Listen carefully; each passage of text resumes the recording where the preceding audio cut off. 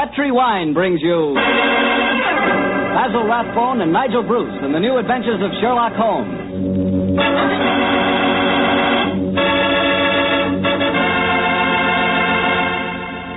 The Petri family, the family that took time to bring you good wine, invite you to listen to Dr. Watson tell us another exciting adventure he shared with his old friend, that master detective, Sherlock Holmes.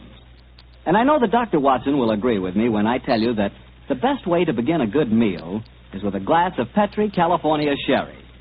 Before you sit down at the table, pour yourself and your family a glass of Petri sherry. Try it. There are many ways to tell a good wine, by its color, its aroma, and its flavor. On every count, Petri sherry is outstanding. The color of Petri sherry is a clear, deep amber. Perfect. The aroma? Well, Petri sherry is as fragrant as a bunch of dew-covered grapes picked in the early morning. But most important to you, and to me, is the flavor of Petri sherry. We want a wine that tastes good. And believe me, you couldn't ask for a more delicious wine than Petri sherry. And just to make sure you get a wine that's exactly the way you want it, Petri makes two kinds of sherry, the regular and Petri Pale Dry. If you're not sure which you like better, why not try them both? Don't buy one, buy two. Just be sure you always buy Petri Sherry.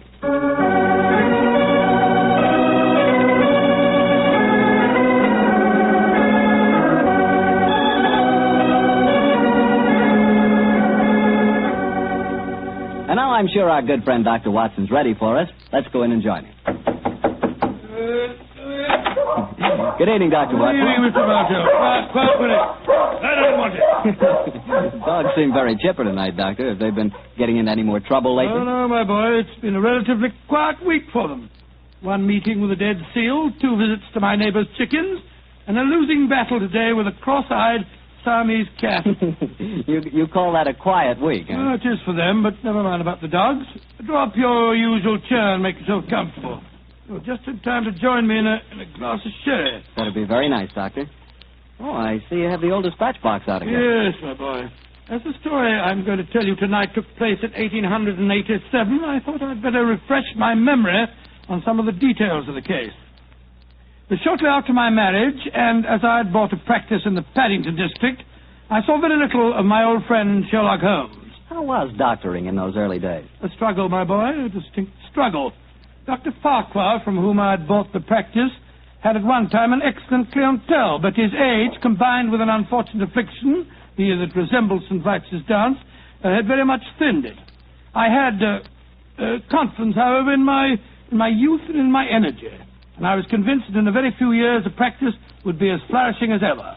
But, as I said, I saw very little of Holmes in those days. I guess you were too busy to visit Baker Street, huh, Doctor? Yeah, you guessed quite correctly, Mr. Bartow, quite correctly.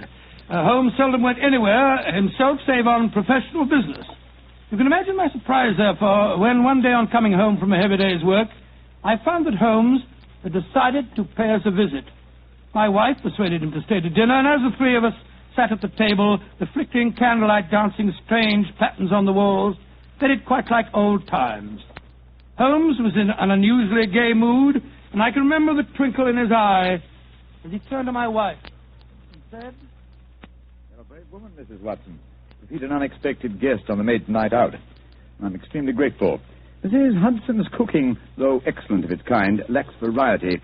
Your dinner has been quite a treat." That's a very gracious little speech, Mr. Holmes. Yes, I've never known you to be so observant about food, Holmes. Perhaps the lack of your company, my dear chap, and the consequent lonely meals have made me conscious of Mrs. Hudson's culinary shortcomings. I suppose you're taking John out with you tonight on one of your cases. No, Mrs. Watson. No, I can understand your suspicions. My visit was purely social. Then let's go into the other room and have a pipe, shall we? Well, don't you think you'd be more comfortable at the club? Miss Olmeria, I believe you want to get rid of us. Oh, no, dear, it's not that. It's just that... your visitor is due at any moment, and you had counted on the house being empty by now. Why, how on earth did you know that, Mr. Holmes? Past half hour, you've been glancing at the clock with mounting anxiety. I feel sure that If it had not been for my unexpected visit, your good husband would already have been walking towards his club. Yeah, it is my custom to go to the club on Thursdays, but how'd you know? I know your habits, my dear chap. As well, if not better than you do. It's a good thing I'm a bachelor, isn't it, Mrs. Watson? Yes, indeed. A wife will keep no secrets from you, Mr. Holmes, I'm sure. Well, Mary dear, who is your visitor, and what is the secret that you've been hiding? It's innocent enough, John. As Thursdays is the maid's night out, and you've been going to the club, I've been letting Alicia Wentworth meet her young man here. With me as chaperone, of course. Oh, so that's the mystery. Well, Watson, your club is on the wing, and I'm sure we're dreadfully in the way. Let's stroll to Baker Street, shall we? Yes, of course, I'll get my coat. Why didn't you tell me, Mary? Well, I was afraid you might be angry, John. Angry, of course not. Alicia's such a sweet girl. And Harry Prendergast is a very charming young man. He comes from an excellent family, has a commission in the infantry, and the children are tremendously in love. But her beastly guardian forbids them to meet. So Oh, there she is now. Well, we can pretend that we were just leaving anyway. Yes, I'll get my coat. Hello, Alicia, dear. Oh, Mrs. Watson, I'm so glad to see you. Come, dear. Alicia, this is my husband and Mr. Sherlock Holmes. How do you do, my dear? It's a shame that we have to go now, but my friend and I have some very important business to attend to. Oh, Mr. Sherlock Holmes, a detective, aren't you? Yes, Miss Whitworth. Please don't go, Mr. Holmes. Please don't. I need help so badly. Why, Alicia, what's wrong? You're as white as a ghost. Let's go into the drawing room, shall we? What's troubling you, Miss Wentworth? It's Harry, Captain Prendergast. I don't know exactly what's the matter, but something dreadful has happened to him. Oh, now sit down here beside me, dear. That's it. Miss Wentworth, what reason do you have to suppose that Captain Prendergast is in trouble? I've seen friends of his today. They spoke of him almost as if he were dead, and yet they wouldn't tell me why. And just now I went to his club, and they told me that Captain Prendergast was not a member. But he is a member. He's been a member for years. Oh, what's happened to it? What has happened to it? There, dear. Mr. Holmes will help you. Now, don't you cry. Have you been to the police, Miss Wentworth? No, Doctor. You see, I went to my guardian, but he wouldn't let me go to the police. He said there'd be a scandal. But then he hates her. The Prendergasts are a fine family. Why does your guardian object to him so strongly? I don't think he would approve of anyone I choose. He doesn't want me to get married. Well, sounds like a positive ogre to me. Who is your guardian, my dear? Colonel Moran. Colonel Sebastian Moran. Indeed. He's a man who has many entries against him in my ledgers, but a man that I've never met. I have long hoped to cross swords with him directly. But how could Uncle Sebastian have anything to do with the criminal profession, Mr. Holmes? He's a son of Sir August Moran. He was once British minister to Persia. Oh, you must be confusing him with someone else. No, my dear, it's the same man, and furthermore, I'm almost certain that your guardian is the right-hand man of a certain friend of mine whose name also begins with the three letters M-O-R. Good Lord, Moriarty. I have no proof. And yet I suspect that Colonel Moran is the second most dangerous man in London. That's Harry. It must be Harry. Oh, poor girl. I do hope you can help her, Mr. Holmes. I shall do my best, Mrs. Well, Watson. if that is our young man at the door, it's more than likely her problem doesn't exist any longer. I hope you're right, Watson. With Colonel Moran as a guardian, I'm afraid the young lady is destined to have trouble. Come on, Harry. Good evening, Mrs. Watson. I'm so glad to see you, Harry. This is my husband. How do you do, Doctor? How do you do, my boy? And Mr. Sherlock Holmes. How do you do, Captain Prendergast? How do you do, sir? Harry, what's wrong? I can tell by your face that something dreadful has happened. It has, darling. Tell Mr. Holmes about it. He's promised to help us. Well, sir, I'm afraid this is a little outside of your province. You will find that my friend's province is quite extensive, Captain Prendergast. I shall be more than happy to do anything I can to help, sir. That's very nice of you, Mr. Holmes. Well, it's pretty bad. Last night I was accused of cheating at cards at the Tankerville Club. Oh, dreadful. Of course, I don't have to tell you that I didn't cheat, but the evidence was dead against me. I'd been winning heavily, and the cards were proved to be marked. Marked? How? There were pinpricks on the edges. Pinpricks which indicated the card's value. How did the pack of cards come into play? That's the devil of it. I myself broke open a sealed pack given to me by the club porter. And I swear that was the pack that was later found to be marked. Was everyone searched? Yes. But they found a new, unopened pack in my pocket. The obvious implication being that you had substituted the marked cards, of course. I can see what happened. Somebody deliberately tried to incriminate you by dropping the new pack in your pocket. Of course, darling. But what I can't understand is how the marked pack was introduced into the game. Were there any other cards found in the room? None, Doctor. The Tankerville, eh? Colonel Moran is a member of the club, isn't he? Yes, he is. Uncle Sebastian uses it all the time. He was present at the game last night, Alicia. Oh, Harry, now we're worse off than ever. If he thinks you cheated at cards, he'll never let us get married. Now, don't worry, Alicia. I'm sure that Mr. Holmes can find a way out of this. I'm afraid it'll be too late. I couldn't marry you now, Alicia. What do you mean, Harry? But they forced me to resign from the club. That's a bad enough disgrace. But I know there's worse to come. You see, I was expecting my promotion to major any day. Now it'll be a miracle if I'm not cashiered from the regiment. What kind of a life can I offer you? Harry, you're talking absolute nonsense. I think, Captain Prendergast, the next step is obvious. We must remove this apparent stain on your character. But how? Miss Wentworth can stay here with Mrs. Watson. The doctor and I will drive over in a cab with you to the club and see what can be done.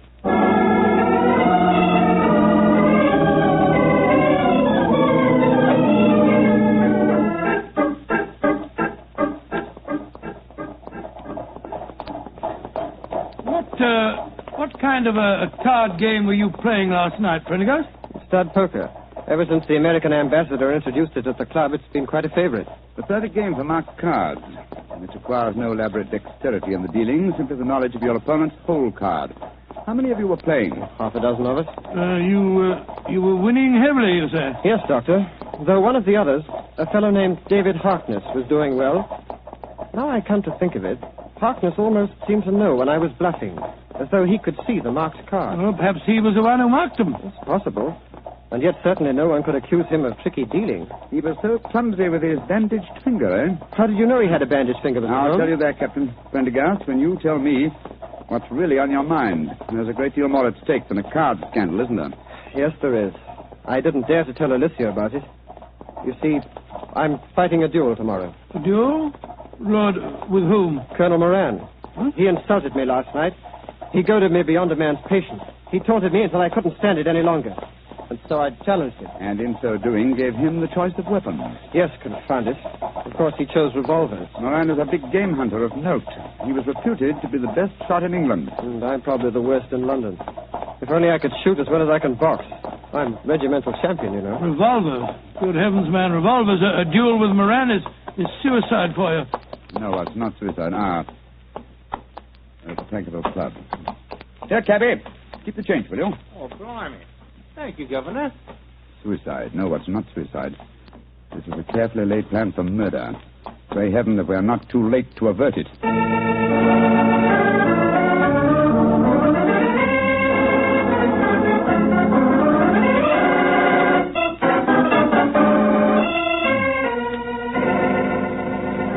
Mr. Harkness that you're wanting, sir? Yes, he went to his room half an hour ago. Number 108. Up the main stairs and down the corridor, sir. Thank you. I want you to follow us in precisely 1 minute and bring a sealed pack of the club's playing cards to Mr. Harkness's room. Do you understand? Oh, yes, sir. And thank you.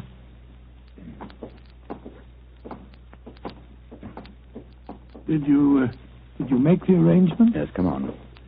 Let's go up to Harkness's room. The 3 members have cut me dead since I came in here. It's the most humiliating experience. A little patience, Captain Prendergast, and I'm sure your honor will be entirely vindicated. I wish I knew what you were up to, Holmes. I'm going to try and restage the drama that was presented in this club last night. The only difference being that my production will have a cast that's a little different. Now, here we are. Now, let me do the talking. Yes? Did you want something? Prendergast, I don't want you in my rooms. I don't know why they allowed you inside the club. Let us in, Mr. Harkness, please. No, I won't. Take your foot out of the door, confound it. Mr. Harkness, there are 3 of us. I think you'd better let us in. You're going to let us in, Harkness. Oh, all right. Come in. Ah, thank you for your hospitality, sir. Now perhaps you fellows will tell me what the devil you think you're up to. With pleasure.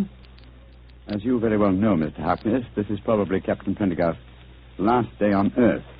He has one request to make of you, that you join him in a farewell game of poker with us, to show you bear no grudges. Oh, it's fantastic. You're all insane. Oh, by the way, Mr. Harkness, I'm delighted to notice that your sore finger seems to have healed with great rapidity. By an odd coincidence, you'll observe that I seem to have injured mine. Mr. Holmes, when did you do that? Oh, in the carriage just now, a mere scratch. Fortunately, I had some first aid materials in my greatcoat. Come in. Yes, Taylor, what is it? Begging your pardon, Mr. Harkness, but the gentleman asked me to bring this sealed pack of cards here. Put them on the table, Taylor. Very good, sir. Well, what's the game? stud poker, Mr. Harkness. A game with which you're quite familiar, I understand. And the stakes? A man's honor. Possibly another man's freedom. Open the pack, Mr. Harkness, and deal us all a hand. I should think this might be a very unusual game.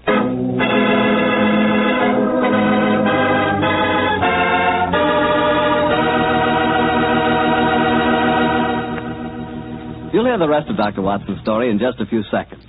Time for me to explain that Petri California Sherry is not only an ideal wine to serve before dinner, but it's also the perfect wine for almost any occasion. Petri Sherry is fine after dinner, when you're listening to the radio or just sitting around talking. And, of course, you couldn't ask for a finer party wine than Petri Sherry, especially if your party is at cocktail time. If you don't know what wine to buy, you can't go wrong with Petri Sherry. But be sure it's Petri. Look for the letters P-E-T-R-I. They spell the proudest name in the history of American wine. Well, Dr. Watson, that was quite a game of poker you were settling down to. I have a feeling that Sherlock Holmes had an ace or two up his sleeve, didn't he? Well, figuratively, he did, Mr. Bartell, though at the time I must confess that, as usual, I was pretty much in the dark. David Harkness opened the new sealed pack of cards, and the four of us played a hand of poker. It was easy to see that our unwilling host was far from happy. His ferrety eyes darted from one to the other of us as he played our cards. He knew that he was the victim of a conspiracy, and so he was watching every move we made. Finally, as that strange game progressed, Captain Prendergast leaned across the table and said, I think you're bluffing, Harkness. Do you? Well, it'll cost you exactly the limit to find out. How curious are you? "By Joe, I think you are bluffing, Harkness. I'll see you." You'd be a fool to, Watson, when he has a straight flush. What do you mean, Holmes? My dear Harkness, the markings are quite apparent, I assure you, to someone who knows what he's looking for. Scott, you mean that these cards are marked too? Examine them for yourself, old chap. They are marked. They're pinpricked, just like they were last night. Oh, that's impossible. Harkness broke the seals on your pack just now. We all saw him do it. He couldn't have switched the pack. And why would I do that, even if I could? I wouldn't try and cheat Mr. Sherlock Holmes, would I? No, Mr. Harkness. I just wanted you to know that I understood the trick. What trick, Mr. Holmes? The same one that was played on you last night, Captain Prendergast. This was a demonstration of how easily a sealed pack of cards may be turned into a marked one by a man with a sore finger. What on earth's the sore finger got to do with it, Holmes? Oh, it's very simple, Watson. A pinhead or a thumbtack hidden under the bandage, a tiny pressure against a card one wishes to mark as it comes into one's hand, and after several deals, hey, presto, a marked pack. Oh, so that's how it was done. You can't prove it, Holmes. You can't prove a thing. You weren't here last night. No, unfortunately, I wasn't, Mr. Harkness. Otherwise, I should have had the great pleasure of exposing your trick at the time. As it is, I shall have to rely on a public confession. You'll never get a confession from me. Possibly not, but I'm sure that you'll be interested to know that I've made quite an extensive study of card sharping. In fact, I considered giving a little lecture or demonstration here at the club. What are you talking about? This game that we've just played was in the nature of a rehearsal. I should, of course, stress this particular method as being of great local interest. I'm sure most of the gambling members will recall one man who has had unusually bad luck with his fingers. Holmes, you're trying to ruin me. Well, you were willing to see Prendergast ruined. And killed. But a pistol duel with Colonel Moran is almost equivalent to murder. What do you want me to do? From the direction of your glance, Mr. Harkness, I'm certain that you keep a loaded revolver in your desk drawer. That's a very poor solution, I assure you. Why not be a man, write a confession and sign it? It'll free Captain Prendergast from any stigma, and it'll help to trap the real culprit, Colonel Sebastian Moran. Moran? Where does he come into the picture, Holmes? Mr. Harkness knows, don't you? And I think I know now. Why don't you tell us, Harkness? One thing at a time, Prendergast. I owe it to you to write a confession. I'll do that, rather than face a public exposure in the club, but that's as far as I'll go. If you have any ideas about Moran, go and talk to him yourselves. There's a certain honor, you know. Even among thieves? Thank you for the implication, Mr. Harkness. You have writing materials here? Yes, I have writing materials, Holmes. Splendid. Then while you're telling the truth about last night's episode, we'll call on Colonel Sebastian Moran. Have you any idea where we might find him at this time of night? Yes, I have every idea. You'll find him in the gun room. Thinks he has a duel on his hands tomorrow. In the gun room, eh? Thank you, Mr. Harkness. We'll go and talk to him. You may expect us back within half an hour.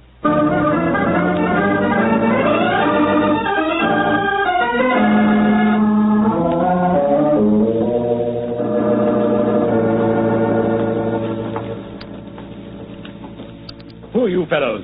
Turn the gas up, can't you? Colonel Moran, this is Mr. Sherlock Holmes and Dr. Watson. How do you do? Colonel Moran, I've been wanting to meet you for a very long time. Sherlock Holmes, I've heard a lot about you. And I of you, Colonel. Harry, what are you doing inside the club? Mr. Holmes brought me back. We've just left David Harkness's room. He's writing a confession that he engineered the swindle last night, that he deliberately tried to involve me. So, in that case, I suppose I need oil this revolver no longer. Harkness is a cheat. Dear me, how shocking. Aren't you glad that my name will be cleared in this business? Of course I am. I'm delighted. And you'll apologize for the things that you said last night? Yes, Harry, I'll apologize. But you must realize that this revelation makes no difference to my feelings about your marriage to Alicia. On my soul, Colonel Moran, it seems to me that one Dr. Watson, I think the name is. Watson, yes, my name's Watson. Dr. Watson, I would suggest that the happiness of my ward is a matter that cannot possibly concern you. Now, look here, sir, I don't want to go... Will you, old chap? Oh, sorry. Colonel Moran, I think I may be able to change your mind on the question of your ward's marriage. How very interesting. And what makes you labor under that delusion? Would you care to have it known at the club that you had deliberately planned Captain Prendergast's murder? What in thunder are you talking about? You know, sir, that a revolver duel with you is no duel. It's a cold-blooded killing. Rubbish. I was challenged. Therefore, I had the choice of weapons. Naturally, I chose the weapon with which I was most familiar. And you had the choice for a very good reason, Colonel Moran. You forced Prendergast into a duel because it was the only way you could be certain that he'd never marry your ward. Alicia? What do you know about her? More than you think, sir. She's at my wife's house this very minute. She suspects you of jealousy. I think it's far more likely that the financial aspect of guardianship is involved here.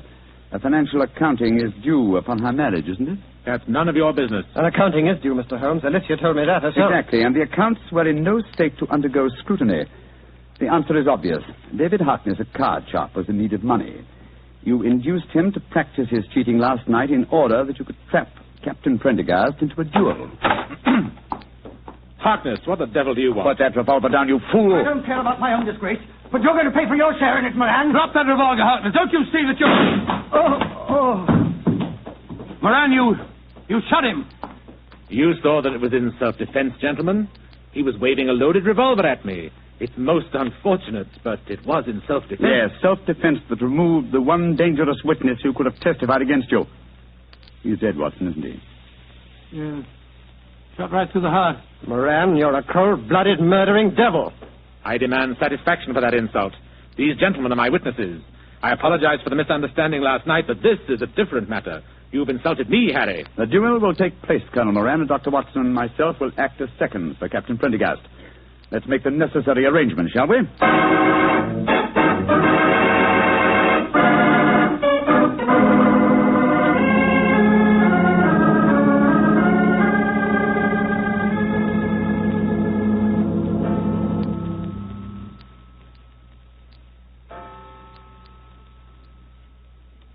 Mrs. Watson, Yes, Alicia, dear. it's 2 o'clock. What can have happened to them? They left here just after 8. Well, if you'd been married to John for any length of time, my dear, you wouldn't worry. When your husband goes out with Sherlock Holmes, you're prepared not to see him for a few days. Mrs. Watson, what are you saying? I haven't got a husband. Oh, now, Alicia, don't glower at me like that. What did you say the time was? It's just after 2, and they left here at 8. What can have happened? Well, I don't know. But Mr. Holmes was with them. So don't worry, my dear. He's frightfully clever. I wouldn't be surprised. There's the front door now. They're back. Oh, dear me. Now I'll have to make cocoa. Harry, darling, what's happened? Oh, lots of things, darling. I'm a member of the Tankerville Club again. I'll probably become a major, and you'll certainly become Mrs. Prendergast before very long. Oh, it all sounds wonderful. What have you two been up to, John? Oh, it's the old story, Mary, dear. Holmes solved the case, and it all ended happily. Happily? My dear Watson, that's hardly the word to use. Harkness is dead, and Colonel Moran is probably in hospital. Please, tell me what happened. Well, your guardian challenged Captain Prendergast to a duel. He overlooked the fact that since he was the challenger, the choice of weapons belonged to his opponent. Perhaps you can guess what that choice was. Boxing gloves. We've just come from the gymnasium at the club, Alicia. I'm afraid I really gave him a thrashing. And a well-deserved one, too. I'm only sorry that I couldn't put him where he belongs, behind prison bars. Oh, Harry. He'll be the laughing stock of London. I'm glad of it. But But that means that he'll never consent to our being married. I disagree, Miss Wentworth. If we keep his secret, and we've hinted that we might, I'm quite certain that he'll withdraw his objections to the marriage, and somehow he'll make up his deficiencies in his guardianship account. Probably by borrowing money from Professor Moriarty. Oh, I think it's all wonderful. But it's well after 2 o'clock in the morning. Let's go into the kitchen, shall we? I'll make some cocoa. Cocoa? Spot of whiskey? Harry, Huh? you and Alicia stay here. You probably have some plans to make. Oh, cocoa's not a very exciting drink. Oh, shush, John. Oh, sorry. As soon as the cocoa's ready, we'll call you.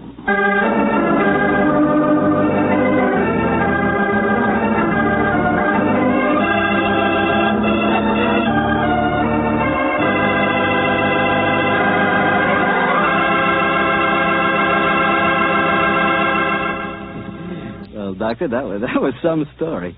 You know, I'm glad the age of dueling is over. I'd hate to have someone challenge me to a duel. What's the matter, Mr. Bartell? Are you afraid of being hurt? Afraid of being hurt? Of course not. If someone challenges me to a duel, I have the right to choose the weapons, don't I? Yes, and what weapons would you choose? Cream puffs at 30 paces. Nobody's going to hurt me. see that. Although, come to think of it, instead of cream puffs, I'd rather have a piece of cake. Oh, why a piece of cake? Because it tastes so good with a glass of Petri sherry. Any questions? No questions. For a while there, I'll bet you thought I'd forgotten all about Petri wine. Forgotten about it. Not you, Mr. Bartell. No, not anybody who's ever tasted it. Petri wine is the kind of wine you'll always remember.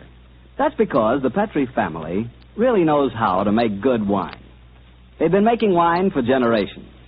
Winemaking is their heritage. It's an art that's been handed on down in the Petri family from father to son, from father to son. Every drop of Petri wine is clear, fragrant, and delicious. As delicious as the luscious sun-ripened California grapes from which it's made. Remember, the name Petri on a bottle of wine is more than a trademark. It's the personal assurance of the Petri family that their wine is the kind of wine you like, for any occasion. You can't miss with Petri wine because Petri took time to bring you good wine.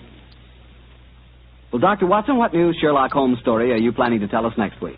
Well, now, let me see. Next week, Mr. Bartell, I'm going to tell you an adventure that took place in the gay Vienna of the 90s. Concerns a strange tragedy that occurred on a ballroom floor and a weird series of murders that were punctuated by the sound of music. I call the story The Waltz of Death.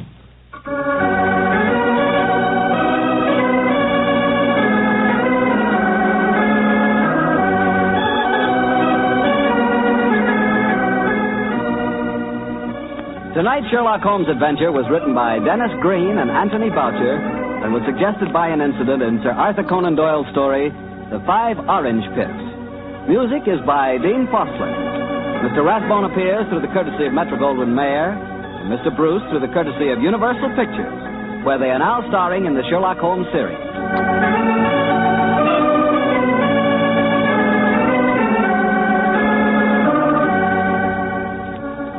The Petri Wine Company of San Francisco, California, invites you to tune in again next week.